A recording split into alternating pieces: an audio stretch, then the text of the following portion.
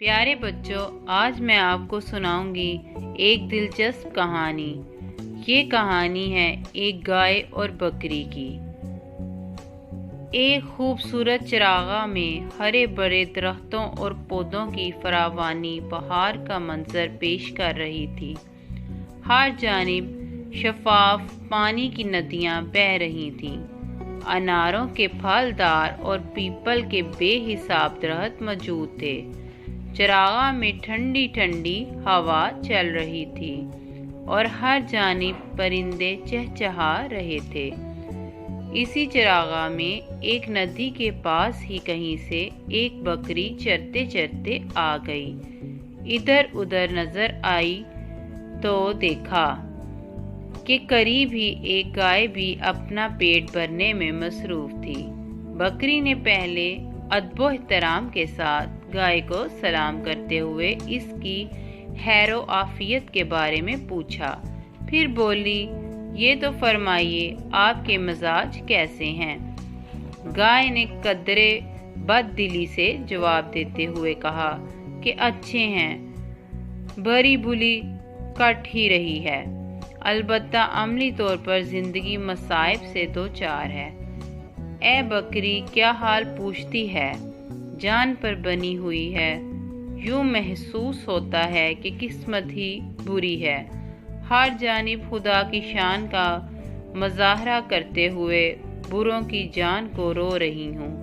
मुकद्दर में जो लिखा है वो भुगतना ही पड़ता है।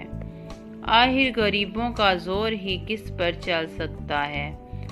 अब तो इस नतीजे पर पहुँचती हूँ कि आदमी के साथ कोई भलाई नहीं करना चाहिए। खुदा करे इससे किसी का वास्ता न पड़े। ये आदमी तो ऐसा एहसान नाशनास है कि अगर दूध कम दूं तो हर लम्हे शिकवा करता रहता है। दुबली हो जाऊं तो मुझे कसाबों के हाथ फरोख्त कर डालता है। मेरे साथ तरह तरह के हाथ करता रहता है। हालांकि हकीकत ये है कि इसके बच्चों की परवरिश कर रही हूँ। मेरा दूध ना हो तो वो भूखों मर जाएं, लेकिन इस नेकी का बदला वो बुराई ही से देता है। गाय की ज़ुबानी ये अहवाल सुनकर बकरी ने कहा कि इस अंदाज की शिकायत और गिला मुनासिब नहीं है। हर चंद के सच्ची बात हमेशा कड़वी लगती है, लेकिन सच कहे बगैर रह भी नहीं सकती। ये तो बताइए कि जो हरी हरी घास आप चर रही हैं और यहाँ जो सायादार दरख्त मौजूद हैं जिनके पत्तों से छिन छिन कर ठंडी हवाएं आती हैं, क्या महज आदमी की मेहनत और मशक्क़त के बायस से वजूद में नहीं आई? और क्या हम गरीब और बेसरो समा मवेशी इनसे फ़ायदा नहीं उठा रहे? ये आदमी ही है जिसके दम से हमें सहूलतें मैसर हैं। फिर आपका गिला कतई बेजा नज़र आता है। बकरी की हकीकत बयानी से गाय की आंखें खुल गईं। वो शर्माते हुए बोली, तुम मुझसे बेशक छोटी हो, लेकिन तुम्हारी बातें सच्ची हैं और दिल को भी लगती हैं। तुमने मेरी आंखें खोल दी। गाय ने अपनी नाशुक्री पर बकरी से माफ़ी मांगी और उसने कहा कि वो आइंदा से कभी भी खुदा की नाशुक्री नहीं करेगी।